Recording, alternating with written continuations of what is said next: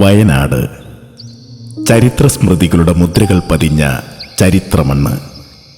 വാൾത്തലപ്പുകൊണ്ട് മാതൃഭൂമിയുടെ മാനം കാത്ത വീരപഴശ്ശിയും മൈസൂർ സിംഹം ടിപ്പു സുൽത്താനും വയനാടൻ ചുരത്തിൻ്റെ രാജശില്പി ഗോത്രമൂപ്പൻ കരിന്തണ്ടനും അങ്ങനെ നിരവധി ചരിത്ര പുരുഷന്മാരുടെ പാദസ്പർശമേറ്റ നാട്. ഗോത്രപ്പെരുമയുടെ പെരുമ്പറയും കാർഷിക സംസ്കൃതിയുടെ ഉണർത്തുപാട്ടുമുയരുന്ന മണ്ണ്. സുഗന്ധഗിരി മാമലകൾക്ക് മുഖം നോക്കാൻ വാൽക്കണ്ണാടി പോലെ വെട്ടിത്തിളങ്ങുന്ന പൂക്കോട് തടാകവും ഋഷീശ്വരന്മാരുടെ പാദസ്പർശത്താൽ ചരിത്രഗാഥ രചിക്കപ്പെടുന്ന എടക്കൽ ഗുഹയും കാടിൻ്റെ മാദകത്വം തുടിച്ചു നിൽക്കുന്ന തിരുനെല്ലിക്കാടുകളും ഗ്രാമീണ സൗന്ദര്യത്തിൻ്റെ നിറവസന്തം കനകച്ചിലങ്ക കിലുക്കുന്ന കുറുവാദ്വീപും കാട്ടാറുകളും കറുത്ത പൊന്നും മാമലകളും പച്ചപ്പട്ടുവിരിക്കും വയലേലകളും കൊണ്ട് സമൃദ്ധമായ നാട് വയനാട്. കേരളത്തിൻ്റെ വിനോദസഞ്ചാര മാപിനിയിൽ സുവ്യക്തമായ അടയാളം രേഖപ്പെടുത്തുന്ന വയനാട് പക്ഷേ പരാധീനതകളുടെയും യാത്രാ ദുരിതങ്ങളുടെയും നടുക്കയത്തിൽപ്പെട്ടുഴലുന്ന ജില്ലയാണ്. 2131 ചതുരശ്ര കിലോമീറ്റർ വിസ്തൃതിയുള്ള വയനാട് ജില്ലയുടെ 38% വനമാണ്. സമുദ്രനിരപ്പിൽ നിന്ന് 2100 അടി ഉയരത്തിൽ സ്ഥിതി ചെയ്യുന്ന നമ്മുടെ ജില്ല നേരിടുന്ന ഏറ്റവും രൂക്ഷമായ പ്രതിസന്ധി ഗതാഗത സൗകര്യത്തിൻ്റെ അപര്യാപ്തതയാണ്. റെയിൽവേ, എയർപോർട്ട്, സീ കണക്ടിവിറ്റി എന്നിവയില്ലാത്ത വയനാട് ജില്ലയിലെ ജനങ്ങൾക്ക് ദൂരസ്ഥലങ്ങളിലേക്ക് പോകണമെങ്കിൽ ഏക ആശ്രയം റോഡ് മാർഗമുള്ള യാത്ര മാത്രമാണ്. ബ്രിട്ടീഷുകാർ നിർമ്മിച്ച വയനാട് താമരശ്ശേരി ചുരം വഴിയല്ലാതെ കേരളത്തിൻ്റെ തെക്കോട്ടുള്ള യാത്രയ്ക്ക് വേറെ മാർഗമില്ല തന്നെ. നിലവിൽ കോഴിക്കോട് കൊല്ലകൽ ദേശീയപാത 766 കടന്നു പോകുന്ന താമരശ്ശേരി ചുരത്തിൻ്റെ ദുരവസ്ഥ വാക്കുകൾക്കതീതമാണ്. ഗതാഗതക്കുരുക്ക് നിത്യസംഭവമായ ചുരത്തിൽ സമീപകാലത്ത് സംഭവിച്ച ശക്തമായ മണ്ണിടിച്ചിൽ ഗതാഗതത്തിന് ഭീഷണി ഉയർത്തുന്നു. ഇനിയും ചുരത്തിൽ മണ്ണിടിച്ചിൽ ഉണ്ടായേക്കാമെന്ന മുന്നറിയിപ്പാണ് ദേശീയപാത അതോറിറ്റി മുന്നോട്ട് വയ്ക്കുന്നത്. ജലപാനവും പ്രാഥമിക കർമ്മങ്ങളും പോലും നിർവഹിക്കാൻ പറ്റാതെ മണിക്കൂറുകളോളം ഗതാഗതക്കുരുക്കിൽപ്പെട്ട് ജനങ്ങൾ വീർപ്പുമുട്ടുന്ന കാഴ്ചയ്ക്ക് ആര് മറുപടി പറയും? ഈ സാഹചര്യത്തിലാണ് കോഴിക്കോട് വയനാട് ബാംഗ്ലൂർ സംസ്ഥാന പാത 54ൻ്റെ പ്രസക്തി ഏറുന്നത്. പൂഴിത്തോട് പടിഞ്ഞാറത്തറ ചുരം ബദൽപാത എന്ന നാടിൻ്റെ സ്വപ്നം സഫലമാകാതെ അനന്തമായി നീളുന്നത് ആരുടെ പിടിപ്പുകേടുകൊണ്ടാണെന്ന ചോദ്യം ഏറെ പ്രസക്തമാണ്. വർഷങ്ങൾക്ക് മുമ്പേ യാഥാർത്ഥ്യമാകേണ്ടിയിരുന്ന ഈ സ്വപ്നപാത വനം വകുപ്പിൻ്റെ പിടിപ്പുകേടിൻ്റെയും പിടിവാശിയുടെയും ബാക്കിപത്രമായി അവശേഷിക്കുന്നു. പൂഴിത്തോട് പടിഞ്ഞാറത്തറ സ്റ്റേറ്റ് ഹൈവേക്ക് വിലങ്ങുതടിയായി നിൽക്കുന്നത് വനം വകുപ്പാണ്. 1994 വനം വകുപ്പ് തയ്യാറാക്കിയ റിപ്പോർട്ടിൽ നിർദ്ദിഷ്ട പാത കടന്നു പോകുന്നത് ഇലപൊഴിയും കാടും നിത്യഹരിത വനവുമുള്ള പ്രദേശത്തുകൂടിയാണ് എന്നുള്ളത് റോഡിൻ്റെ പൂർത്തീകരണത്തിന് വിഘാതമായി നിൽക്കുന്നു. കാപ്പിയും റബ്ബറും നിറഞ്ഞ പ്രദേശത്തെയാണ് വനം വകുപ്പ് നിത്യഹരിത വനമാക്കിയതെന്ന് നാട്ടുകാർ കുറ്റപ്പെടുത്തുന്നു. 1994 അന്നത്തെ മുഖ്യമന്ത്രിയായിരുന്ന ശ്രീ കെ കരുണാകരൻ പൂഴിത്തോട് പടിഞ്ഞാറത്തറ ചുരം ബദൽ പാതയ്ക്ക് വയനാട്ടിലും പൊതുമരാമത്ത് വകുപ്പ് മന്ത്രിയായിരുന്ന ശ്രീ PKK ബാവ കോഴിക്കോട് ജില്ലയിലും തറക്കല്ലിട്ടു. നീണ്ട 31 വർഷം പിന്നിട്ട് ഈ സ്വപ്ന പദ്ധതി ഇന്നും അപൂർണമായി നിലനിൽക്കുന്നു. വനം വകുപ്പിൻ്റെ കടുംപിടുത്തവും മാറി മാറി വരുന്ന കേന്ദ്ര സംസ്ഥാന സർക്കാരുകളുടെ നിഷ്ക്രിയത്വവും വിവിധ രാഷ്ട്രീയ പാർട്ടികളുടെ ഇച്ഛാശക്തിയില്ലായ്മയും റോഡിൻ്റെ പൂർത്തീകരണത്തിന് ചരമഗീതം രചിച്ചു. ഈ സാഹചര്യത്തിലാണ് പൂഴിത്തോട് പടിഞ്ഞാറത്തറ റോഡ് യാഥാർത്ഥ്യമാക്കണമെന്നാവശ്യപ്പെട്ടുകൊണ്ട് ബന്ധപ്പെട്ട എല്ലാ അധികാരികളുടെയും അകക്കണ്ണു തുറപ്പിക്കുന്ന തരത്തിൽ ശക്തമായ സമരമുറകളുമായി 2023 ജനുവരി 1 രൂപീകരിച്ച ജനകീയ കർമ്മസമിതി നാടിൻ്റെ സ്പന്ദനം തൊട്ടറിഞ്ഞ് മുന്നോട്ട് വരുന്നത്. റോഡ് യാഥാർത്ഥ്യമാക്കുന്നതുവരെ ശക്തമായ സമരവുമായി മുന്നോട്ടു പോകുമെന്ന് ജനകീയ കർമ്മസമിതി ഭാരവാഹികൾ പറയുന്നു. കഴിഞ്ഞ 3 വർഷമായി നമ്മൾ തുടർന്നു വരുന്ന ഈ സമരം ഒരു താല്പര്യങ്ങൾക്കും വശംവദരായി തകർത്ത് കളയാനോ ഇല്ലാതാക്കാനോ നമ്മൾ ആഗ്രഹിക്കുന്നില്ല. ഒരു നാടിൻ്റെ സഞ്ചാര സ്വാതന്ത്ര്യത്തിന് വേണ്ടിയിട്ടുള്ള പോരാട്ടമാണിത്. അത് ലക്ഷ്യം കാണുന്നത് വരെ രക്തം ഇറ്റിട്ട് വേണ്ടിയിട്ടാണെങ്കിലും ഈ പോരാട്ടം തുടരണമെന്ന് തന്നെയാണ് നമ്മൾ ആഗ്രഹിക്കുന്നത്. കാരണം നമുക്കറിയാം, ഇതൊരു നിലനിൽപ്പിന് വേണ്ടി കൂടിയുള്ള സമരമാണ്. കഴിഞ്ഞ 31 വർഷമായി ഒത്തിരിയേറെ കൂട്ടായ്മകൾ ഈ നന്മയ്ക്ക് വേണ്ടി പോരാടിയിട്ടുണ്ട്. അവരെയൊക്കെ ഏറെ സ്നേഹത്തോടെ ഈ നിമിഷം ഓർക്കുകയാണ്. അവരൊക്കെ തെളിച്ചു വെച്ച ആ ദീപശിഖ കൈകളിലേന്തി കഴിയും വിധം ഈ ഒരു ലക്ഷ്യം സാക്ഷാത്കരിക്കുന്നത് വരെ പോരാട്ടം തുടരുമെന്ന് തന്നെയാണ് ജനകീയ കർമ്മസമിതിയുടെ പ്രതിനിധി എന്ന നിലയ്ക്ക് ഈ നിമിഷം എനിക്ക് പറയാനുള്ളത്. ത്യാഗത്തിൻ്റെയും പോരാട്ടത്തിൻ്റെയും സഹനത്തിൻ്റെയും കനൽ വഴികൾ താണ്ടി വിവിധങ്ങളായ വേറിട്ട സമരമുറകളുമായി മുന്നേറുന്നു ജനകീയ കർമ്മസമിതി. വാഹന പ്രചാരണ ജാഥകൾ, കലക്ട്രേറ്റ് ധർണ, വയനാട് ചുരത്തിൽ ഏകദിന ഉപവാസ സമരം, വയനാട് കോഴിക്കോട് ജില്ലകളിലെ പ്രമുഖരായ രാഷ്ട്രീയ സാമൂഹിക സാമുദായിക മത നേതാക്കളുമായി കൂടിക്കാഴ്ച, നൂറുകണക്കിന് ആളുകൾ തിരിതെളിയിച്ച് രാവുണർത്തൽ സമരം, അങ്ങനെ റോഡിൻ്റെ പൂർത്തീകരണത്തിനായി സമര പരമ്പരകളുടെ വേലിയേറ്റം. പടിഞ്ഞാറത്തറ പട്ടണത്തിൻ്റെ ഹൃദയഭാഗത്ത് ബസ് സ്റ്റാൻഡിൻ്റെ ഓരം ചേർന്ന് കെട്ടിയുയർത്തിയ ജനകീയ കർമ്മസമിതിയുടെ സമരപ്പന്തലിൽ ഐതിഹാസിക സമരപ്പോരാട്ടങ്ങളുടെ നീണ്ട 1001 ദിവസത്തെ ചരിത്ര സാക്ഷ്യം. റിലേ സത്യാഗ്രഹ സമര ചരിത്രത്തിൽ വയനാട് കണ്ട ഏറ്റവും വലിയ സമരജ്വാല.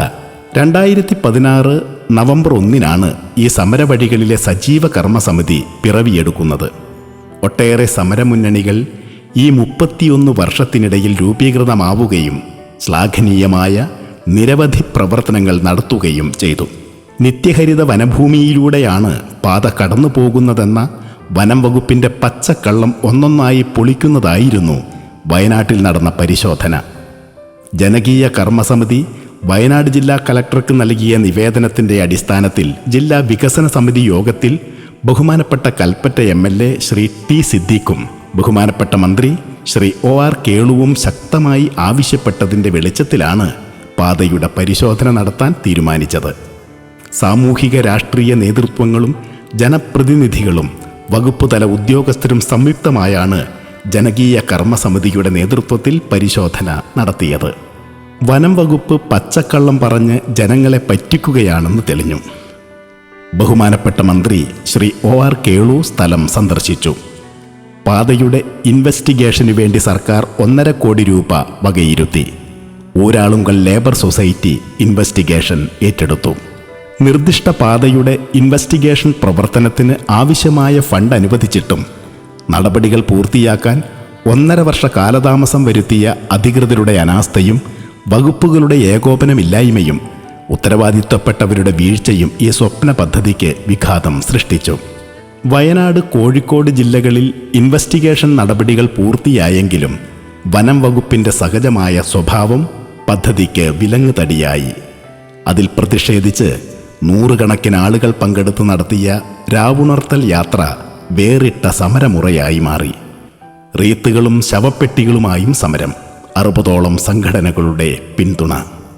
കേരളത്തിൻ്റെ ചരിത്രത്തിൽ ഇന്നേവരെ ദർശിച്ചിട്ടില്ലാത്ത പ്രകൃതി ദുരന്തത്തിന് നാം സാക്ഷ്യം വഹിച്ചു.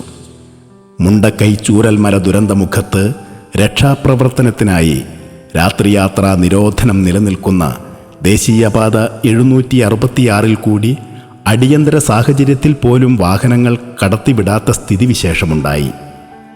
രക്ഷാപ്രവർത്തനത്തിനായി വാഹനങ്ങൾ കടത്തിവിടാൻ 1 ദിവസത്തെ ഇളവ് ആവശ്യപ്പെട്ടിട്ടും അധികാരികൾ അനുമതി നിഷേധിച്ചു. ഈ സാഹചര്യത്തിലാണ് നിർദ്ദിഷ്ട പൂഴിത്തോട് പടിഞ്ഞാറത്തറ പാതയുടെ ആവശ്യകതയും പ്രാധാന്യവും ചൂണ്ടിക്കാണിക്കപ്പെടുന്നത്. വയനാടിൻ്റെ വികസനത്തിന് വലിയൊരു മുതൽക്കൂട്ടാവും യഥാർത്ഥത്തിൽ ഈ റോഡ് യാഥാർത്ഥ്യമായാൽ. പ്രത്യേകിച്ചും പിന്നാക്ക ജില്ലയായിട്ടുള്ള വയനാടിൻ്റെ കാർഷിക മേഖലയുടെ തകർച്ചയും അതുപോലെ തന്നെ വന്യമൃഗശല്യത്തിൻ്റെയൊക്കെ വലിയ രൂക്ഷമായ അക്രമം കൊണ്ടും കാർഷിക മേഖലയും തകർച്ച നേരിട്ടുകൊണ്ടിരിക്കുകയാണ്. പക്ഷേ ടൂറിസം മേഖലയ്ക്ക് ഈ റോഡ് യാഥാർത്ഥ്യമായാൽ വലിയ സാധ്യതയുണ്ട്.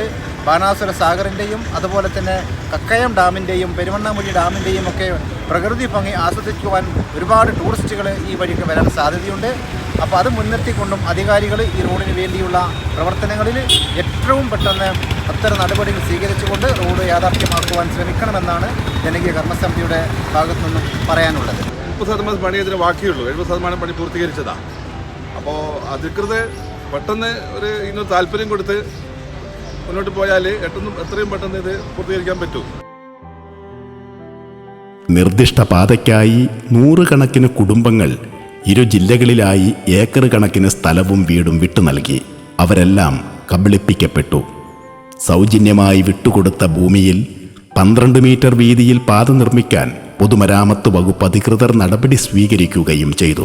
ബാണാസുര സാഗർ അണക്കെട്ടിന്റെ നിർമ്മാണ ഘട്ടത്തിൽ ഹെക്ടർ കണക്കിന് ഭൂമി വിട്ടുകൊടുത്ത് പ്രദേശവാസികൾ സുരക്ഷിത താവളം തേടിപ്പോയി.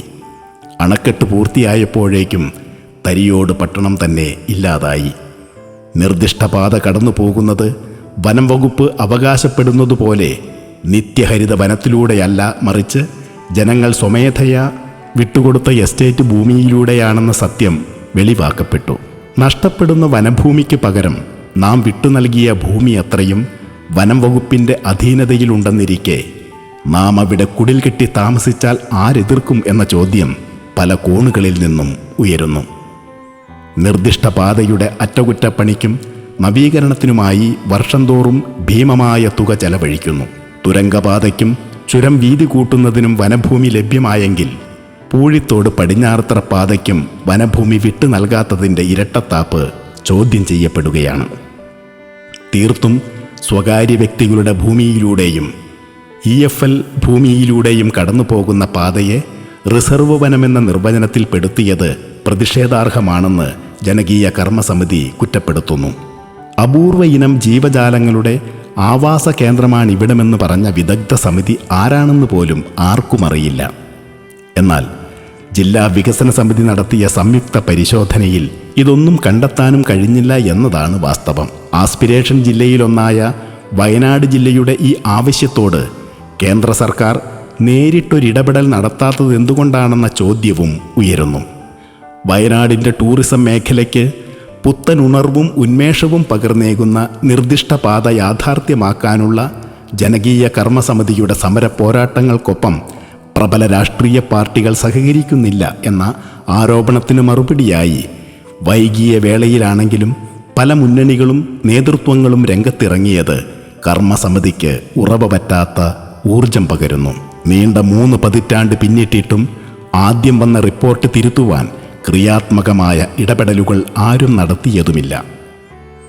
നിർദ്ദിഷ്ടപാത യാഥാർത്ഥ്യമായാൽ കോഴിക്കോട് വയനാട് ജില്ലയിലെ വിനോദസഞ്ചാര മേഖലയ്ക്ക് പുത്തൻ ഉണർവേകും.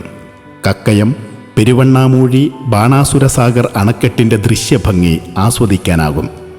നിർദ്ദിഷ്ട എയിംസ് സ്ഥാപിക്കുന്ന കിനാലൂർ എസ്റ്റേറ്റിൻ്റെ സമീപത്തുകൂടി പാത കടന്നു പോകുന്നതിനാൽ വികസന കാര്യത്തിൽ അനന്ത സാധ്യത സംജാതമാകും. നിർദ്ദിഷ്ട പാത യാഥാർത്ഥ്യമായാൽ വടകര CRPF ക്യാമ്പിലെ സുരക്ഷാ ഭടന്മാർക്ക് പ്രതിരോധ പ്രവർത്തനങ്ങളുടെ ഭാഗമായി ബാംഗ്ലൂരുമായി ഗതാഗത തടസ്സം കൂടാതെ എളുപ്പം ബന്ധപ്പെടാൻ കഴിയും. പാതയുടെ നിർമ്മാണത്തിനായുള്ള പോരാട്ടത്തിൽ കോഴിക്കോട് ജില്ലയിലെ ചെമ്പനോട ജനകീയ കർമ്മസമിതിയും സജീവമായി സമരരംഗത്തുണ്ട്. 1996 മുമ്പ് ഭരണാനുമതി ലഭിച്ച പാതയ്ക്ക് വനനിയമത്തിൽ ഇളവ് നൽകാമെന്നത് നമ്മുടെ സാധ്യത വർദ്ധിപ്പിക്കുന്നു. 94 പാതയ്ക്ക് ഭരണാനുമതി ലഭിച്ചത് ശുഭസൂചകമായി കാണാം. പൂഴിത്തോട് പടിഞ്ഞാറത്തറ വഴിയുള്ള കോഴിക്കോട് വയനാട് ബാംഗ്ലൂർ സംസ്ഥാന പാത തടസ്സങ്ങളും കാലതാമസങ്ങളും ഒഴിവാക്കി എത്രയും വേഗം യാഥാർത്ഥ്യമാക്കണമെന്നും ഇക്കാര്യത്തിൽ അധികൃതരുടെ ഭാഗത്തു നിന്ന് ക്രിയാത്മകമായ ഇടപെടൽ ഉണ്ടാകണമെന്നും ജനകീയ കർമ്മസമിതി ആവശ്യപ്പെടുന്നു. എസ്റ്റേറ്റ് ഭൂമിയിലൂടെ നിലവിലുണ്ടായിരുന്ന റോഡിനെ റിസർവ് ഫോറസ്റ്റായി ചിത്രീകരിച്ചുകൊണ്ട് 23.76 ഹെക്ടർ റിസർവ് ഫോറസ്റ്റ് ഈ റോഡ് പണിക്ക് പൂർത്തീകരണത്തിന് ആവശ്യമാണ് എന്നുള്ള റിപ്പോർട്ടാണ് കേന്ദ്രത്തിന് ചെന്നത്. ഈ നാട്ടിലുള്ള ജനങ്ങൾക്കറിയാം, നമുക്കറിയാം 19/9/2024 DDC തീരുമാനപ്രകാരം ഇവിടെ സർവേ നടത്തുകയുണ്ടായി. കണ്ട കാര്യങ്ങൾ എസ്റ്റേറ്റ് ഭൂമിയിലൂടെയുള്ള റബ്ബർ മരങ്ങളെ ഇലപൊഴിയും കാടുകളായിട്ടും മറ്റ് എസ്റ്റേറ്റുകളിലുള്ള കാപ്പി കുരുമുളക് ചെടികൾ 30 വർഷമായിട്ട് അങ്ങ് കവുങ്ങ് പോലെ വളർന്നിരിക്കുക കാപ്പിയൊക്കെ, ഇതിനെയൊക്കെ പിന്നെ നിത്യഹരിത വനവുമായിട്ടാണ് അവിടെ ചിത്രീകരിച്ചത്. നീണ്ട കാത്തിരിപ്പിൻ്റെ 31 വർഷങ്ങൾ, ത്യാഗത്തിൻ്റെയും പോരാട്ടത്തിൻ്റെയും സഹനത്തിൻ്റെയും നാൾവഴികൾ. ജനകീയ കർമ്മസമിതി പ്രസിഡന്റ് ശ്രീമതി ശകുന്തള ഷൺമുഖനും കോർഡിനേറ്റർ ശ്രീ കമൽ ജോസഫും സെക്രട്ടറി ശ്രീ പ്രകാശ് കുമാറും അടങ്ങുന്ന കർമ്മസമിതി അംഗങ്ങൾ അക്ഷീണം അഹോരാത്രം കർമ്മരംഗത്ത് പോരാടുന്നു തങ്ങളുടെ സ്വപ്നപാതയ്ക്കായി.